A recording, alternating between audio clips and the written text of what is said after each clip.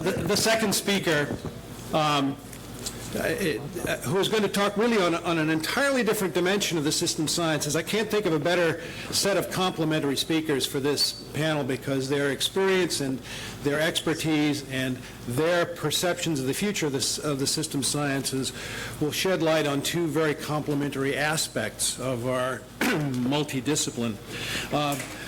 Michael C. Jackson is Professor of Management Sciences and Director of the Hull University Business School. He was in the civil service before returning to the academic world. He studied and taught at Lancaster, Warwick, Humberside, and Hull Universities, and has been a full professor there since 1989. He's a past chair of the UK System Society, was president, but has now moved into the position of vice president of the International Federation for Systems Research. He's written 2 highly regarded books and has edited a total of 6 others, plus some 70 publications in refereed journals. He's also the editor of Systems Research and Behavioral Science, which is also the journal that the ISSS supports. And it's with great pleasure that I introduce Mike Jackson. Thanks very much, Paul.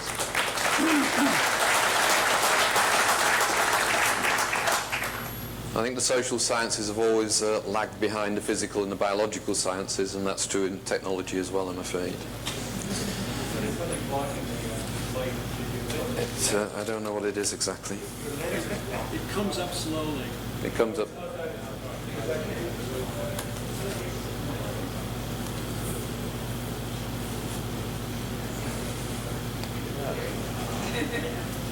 Okay.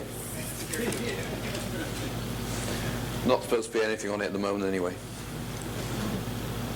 As I said, I guess the social sciences have lagged behind the physical and the biological sciences. And it was for one of those reasons that people first thought of the idea of applying systems ideas to the social sciences. When people tried to sort of manage social systems, they came across a variety of problems which they weren't able to tackle using a normal scientific method. Complexity was one. The fact that the problems they were dealing with were real-world problems was another. And the ability of human beings to falsify predictions about them, the nature of human beings themselves, was a third. And I guess there was a feeling that systems ideas in some way could help with these problems that managers of social systems came up against. So there must have been a feeling that holism could help to deal with complexity. Instead of breaking the system apart, you looked at it as a whole and you concentrated on the interconnections between the parts as well as the parts themselves. Real-world problems, the notion of modelling that came to the fore in areas such as operations research were important, and perhaps they could be taken over to the social sciences and used there as well. In terms of the human being, the subject of human social systems, then there was a feeling, I guess, that previously with social systems that they'd been reduced and studied as machines or as biological systems rather than as purposeful systems with their own parts and serving wider systems. And perhaps if we avoided reductionism and treated human and social systems at the right level, then it might be possible to overcome some of the problems that arose with the natural scientific tradition when it addressed problems in social systems. So we've got a state in the social sciences and in management where systems thinking is a hope for the future, but it's perhaps not developed as strongly there as Len's been outlining in the physical and the biological sciences. And perhaps its successes have been more modest, and we need to look for the reasons for that.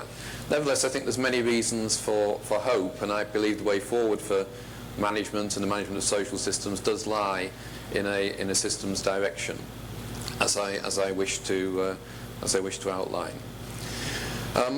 I was initially a historian, and I'd like to go back a little bit to look at where some of our systems ideas came from as a way of approaching the present in systems ideas applied to the social sciences, and as a way of moving towards the future application of systems ideas in the social and management sciences. So let's start with this.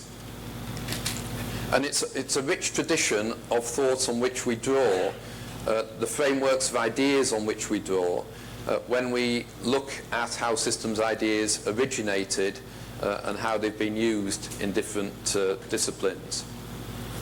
In philosophy, it starts with Aristotle and Plato, the Greek philosophical tradition, where systems ideas were highly prized, up through Kant and Hegel, Spinoza, Marx, all had holistic aspects to their philosophies. Outside that, perhaps mainstream philosophical tradition, many of the soft systems thinkers have drawn upon the work of Husserl from phenomenology, and many of the soft systems thinkers in the United States tradition, such as Akoff and Churchman, have drawn upon American pragmatism, non-relativistic pragmatism of Peirce and Singer. Biology has contributed a huge amount to systems thinking.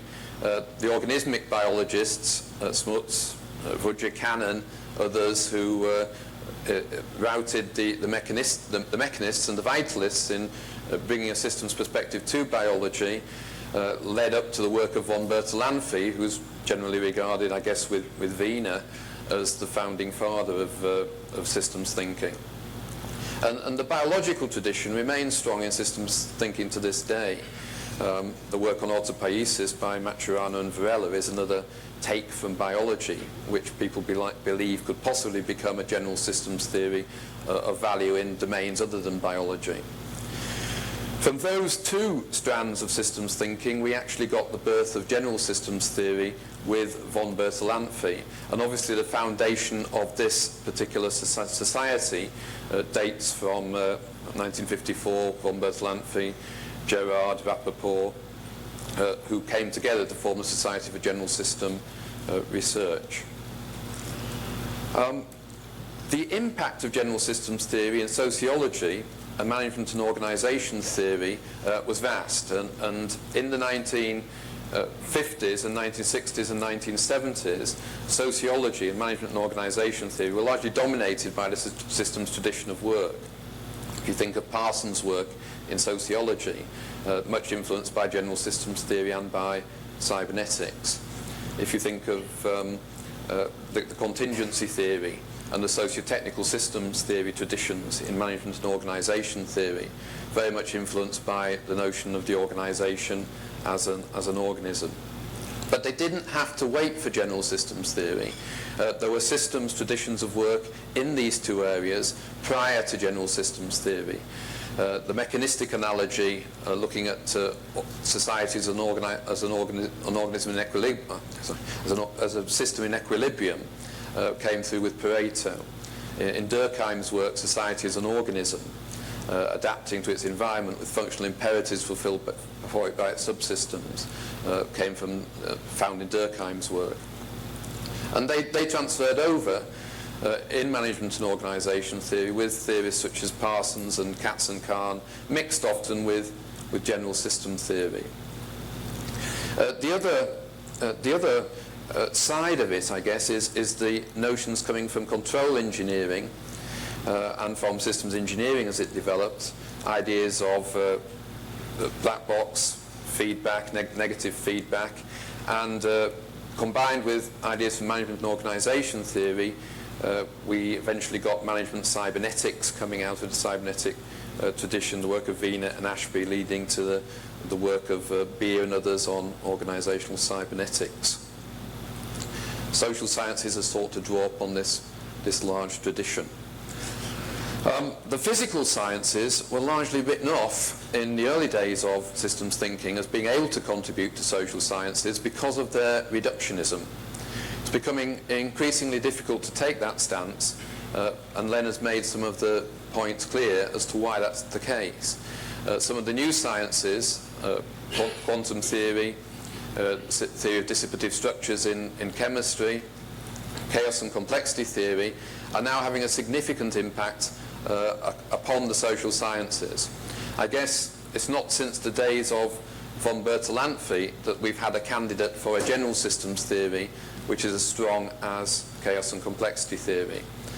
And with works such as Wheatley's book on leadership, Capra's book on social ecology and new science, and others, we're getting chaos and complexity theory applied to societal systems and to management and organisation, to social reality.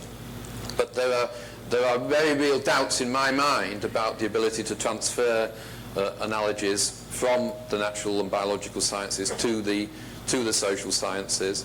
The isomorphisms have to be demonstrated much more strongly than they have been to date. It's a rich storehouse of a tradition of work upon which we can draw in the social sciences from this history of systems thinking to seek to improve our running of social systems. Len's talked about some very, very significant problems that are being addressed in biology and in the physical sciences, the genome project, etc., which can help to improve the human condition.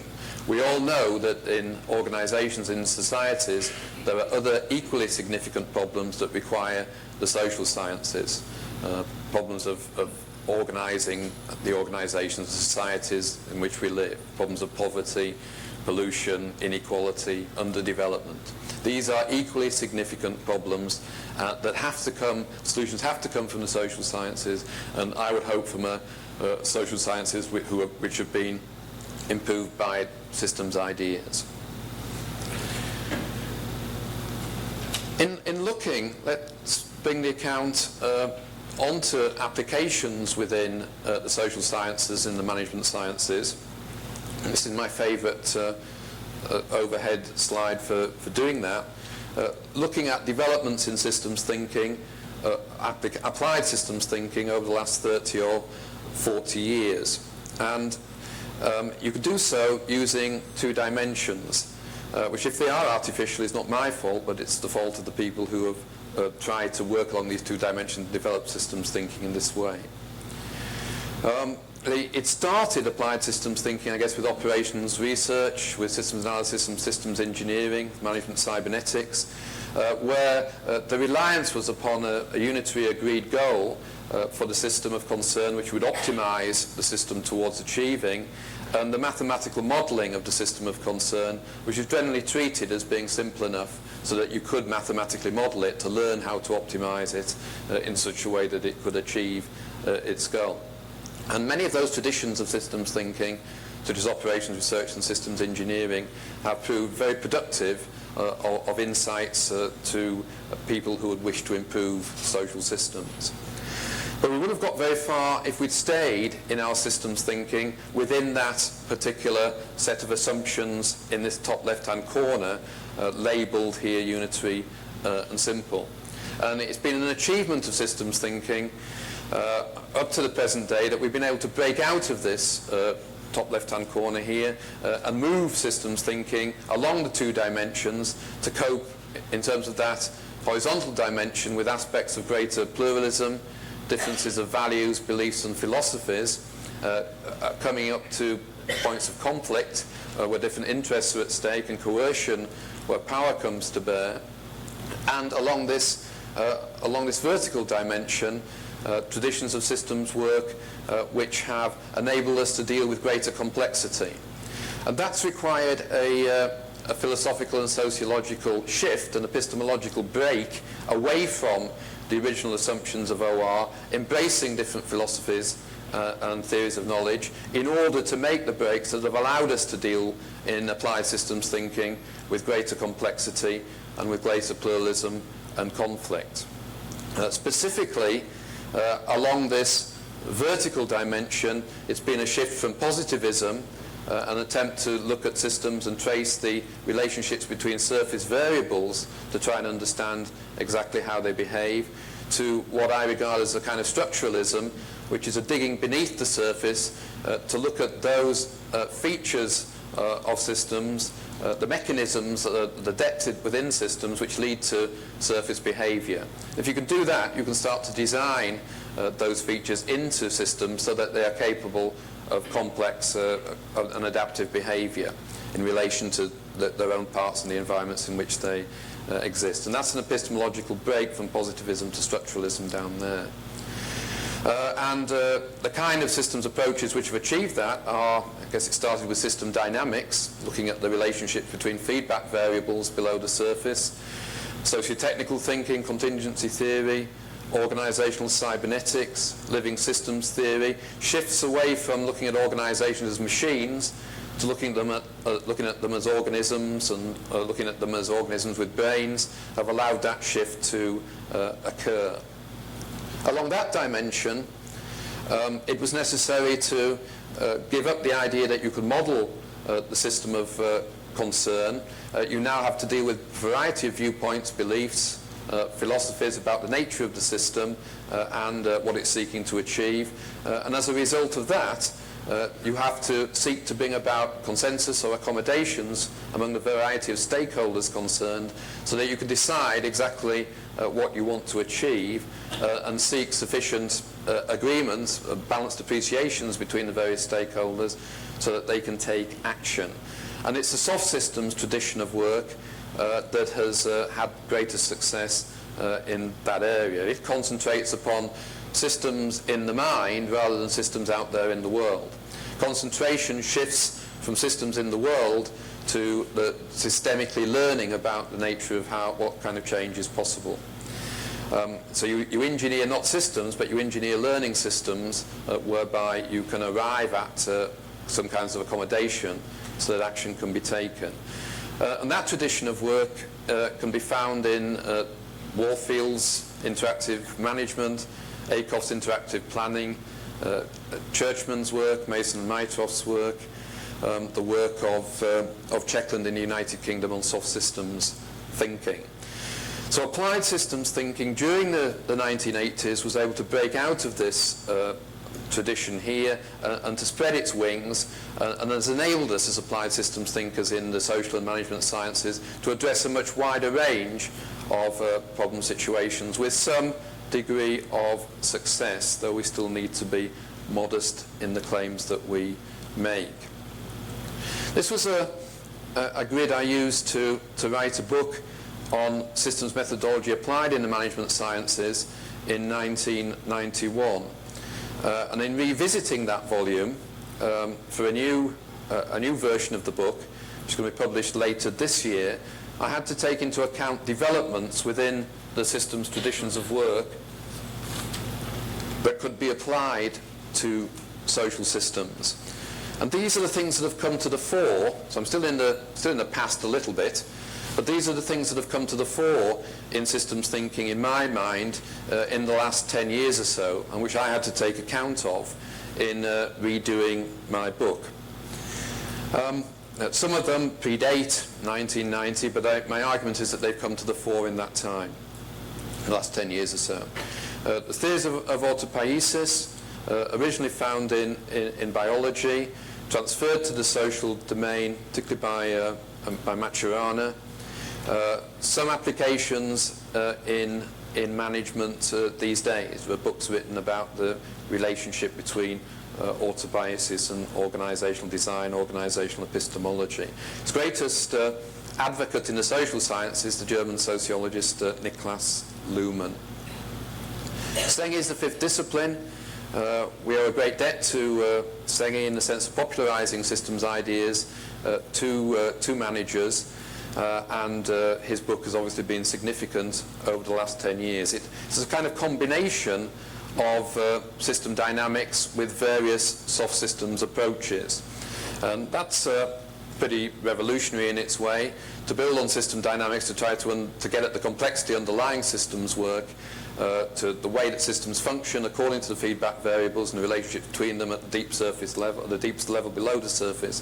And at the same time, talk about changing our ways of thinking, getting away from groupthink in order to develop organizations ourselves. Very revolutionary way of thinking, unfortunately entirely contradictory in its basic precepts. Chaos and complexity theory I've mentioned as having come to the fore as a candidate for a general systems theory. Many books now trying to popularize chaos and complexity theory in the management and in the social sciences. And some good ideas coming forward. The question is, are we getting scientific isomorphisms? As I say, I don't think we are. There's no evidence yet of that being the case.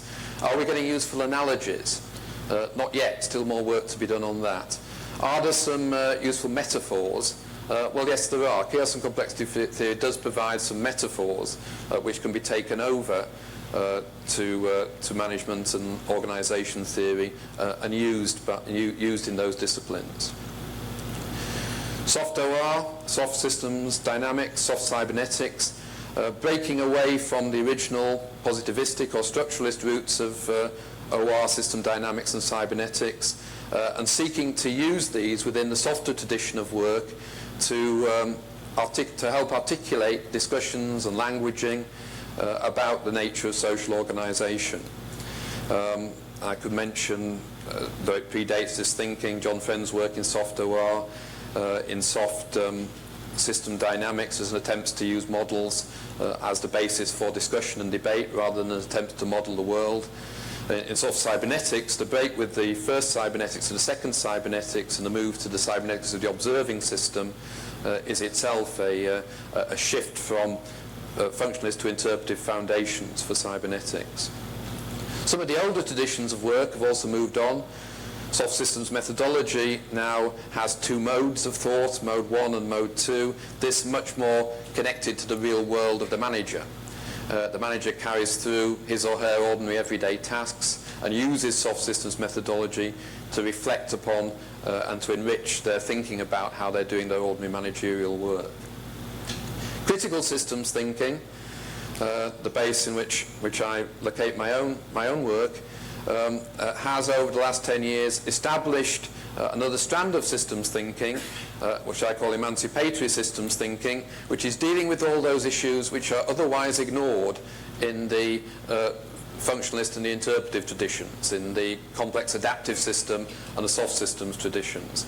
Issues of inequality between classes, sexes, people with disabilities, without disabilities, people with different sexualities. All these things are highlighted through emancipatory systems thinking, the notions of empowerment and emancipation for those groups discriminated against in the way our current systems operate. But systems thinking is beyond that. Critical systems thinking is beyond that. It also talks about how we can use systems theories in combination and methodologies in combination, and it seeks to draw upon some of the functionalist systems approaches, the interpretive or softer systems approaches, and the emancipatory systems approaches, and to put those sets of approaches to work in a coherent attempt to address the problems of social systems from a management broadly defined perspective. So multi-methodology use, pluralism, complementarism in the use of systems approaches and systems ideas in the social and management sciences is what's promoted by critical systems thinking, and I think we'll hear more about that in the presentation from the Centre for Systems Studies at Hull University tomorrow morning. We can't ignore the impact of postmodernism. It's on the front of the Toronto paper today, talking about Clint Eastwood as a postmodernist. It tends to suggest slightly how flaky this topic of postmodernism is. It relates Clint Eastwood to Derrida, deconstructing the macho notion of the cowboy.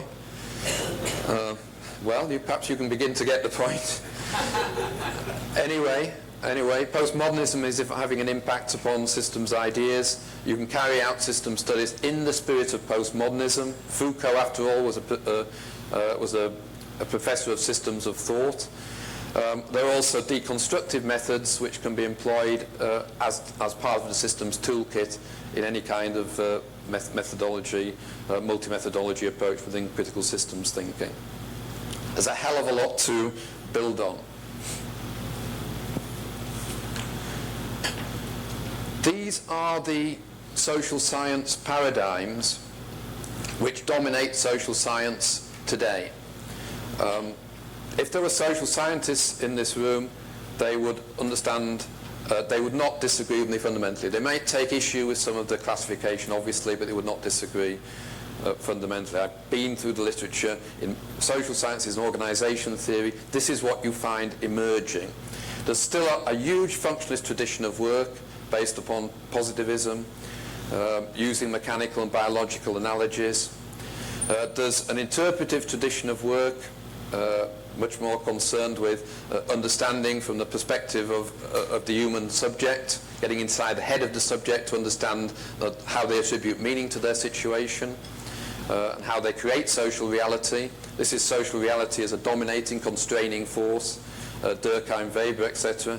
This is social reality as something which is constructed by people in everyday interaction, comes from Weber, Dilthey, Schutz. The emancipatory tradition, from Marx through critical theory to Habermas and beyond, and the postmodern tradition from Foucault, Derrida, Lyotard, talking about the postmodern condition.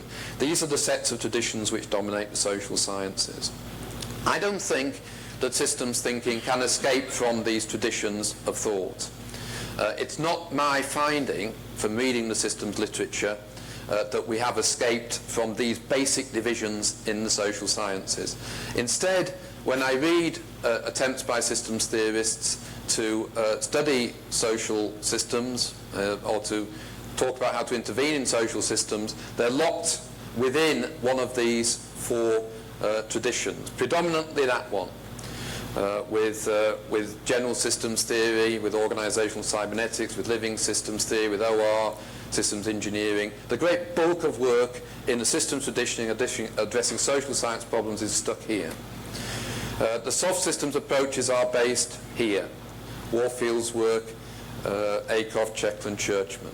The emancipatory tradition of work, whether from Ulrich or from Freire or from Habermas, whatever, fits within here. And the postmodern work obviously comes from this. The systems tradition of work does not escape these basic divisions, but it does add some things which are genuinely important. And these are the things that I think it adds, and therefore these are the things which will enable us to contribute as systems thinkers in the future to the social sciences and to addressing management problems. We take a holistic approach. That must be taken as read. We're systems thinkers and we take a holistic approach. That doesn't mean we try to include everything in our system studies. We know that's what we would need to do, but we also know that it's impossible. So what holism means for us, I hope, is that we reflect upon our lack of being able to address the whole system. Where do we draw the boundaries? What are we leaving out? What are we including? And what are the implications in terms of the intervention we're undertaking according to how we draw the boundaries? That's an extremely important concept which is relevant, although interpreted differently, from whatever tradition of the social sciences you're in.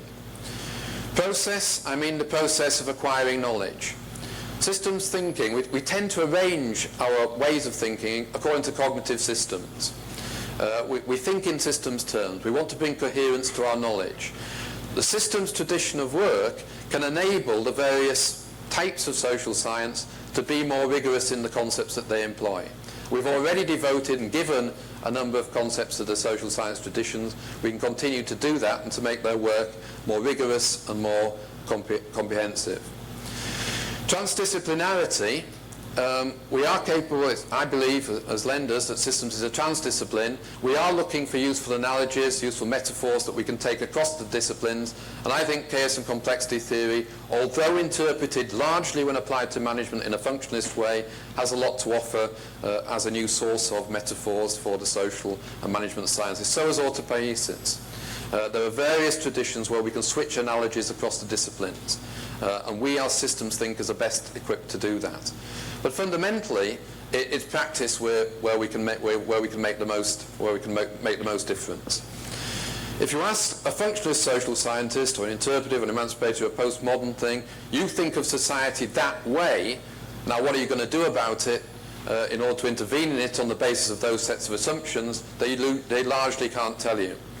Systems thinking has gone further in terms of its ability to translate those sociological ideas down to practice. And through the various methodologies it's developed, I think it can become a vehicle whereby we can translate the notions enriched by systems thinking from functionalist, interpretive and emancipatory and postmodern social sciences down into practice. We have the methodologies to transfer the insights of functionalist approaches down to practice, interpretive approaches, emancipatory and postmodern approaches down to practice. In forging this link between theory and practice, we can contribute the most as systems thinkers. But alongside our holism, our commitment to thinking in terms of cognitive systems and our transdisciplinary endeavour. To conclude, this is an idea about how you conduct any research derived from Checkland. You need frameworks of ideas, which I think the social sciences can provide, and it will provide those in terms of those very broad divisions that I've set out: functionalism, interpretive, emancipatory and postmodern. If you want to apply those, you need a methodology, and we have in systems thinking a wide range of methodologies which reflect these broader frameworks of ideas. We also have many methods and tools and techniques within systems thinking which we can use as part of different methodologies reflecting those frameworks of ideas. And we must address particular areas of concern in social and management sciences using these frameworks of ideas translated to methodologies to the areas of concern. As applied systems thinkers, we put, I believe, our emphasis necessarily here on areas of concern. We're concerned with organisational design, what makes information systems contribute to organisation, with improving life in organisations. We're getting rid of inequalities that are unnecessary. We're getting rid of poverty. We're dealing with world problems of pollution, dealing with issues of globalisation. We're dealing with issues of underdevelopment. Our area of concern is paramount, but we cannot be clear about and learn about how to address those without also knowing the methodologies we're using to address those areas of concern and the framework of ideas that we're translating, bringing forward as candidates to try and explain some of the things that are going on in those areas of concern. So it's fitting together systems ideas within research traditions which are important. And there are some very, very significant and important research traditions within systems thinking. The OR research tradition, the organisational cybernetic research tradition, the soft systems tradition, the living systems theory tradition of work, the critical systems theory tradition of work. These are extremely important research traditions which, when they are best, when they're at their best, operate within this. They address areas of concern, they know what methodologies they're bringing to bear, they know what frameworks of ideas are being encapsulated in those methodologies. As a result, you get learning about the frameworks of ideas, about the particular social systems theories that you're employing, about the methodology, the best way to apply those ideas, about the area of concern that you're dealing with, poverty, pollution, or whatever, and you can create a successful learning cycle. We've got the ability there within the systems sciences, within systems thinking, to contribute massively to the success of dealing with social and organisational problems. The claim may be more modest, we haven't had the successes yet, and we haven't got the vision yet perhaps to Leonard's outlined in the physical and biological sciences. But my God, the problems that we're dealing with are just as important, and we should be doing everything we can as systems thinkers to contribute to their resolution. Thanks very much.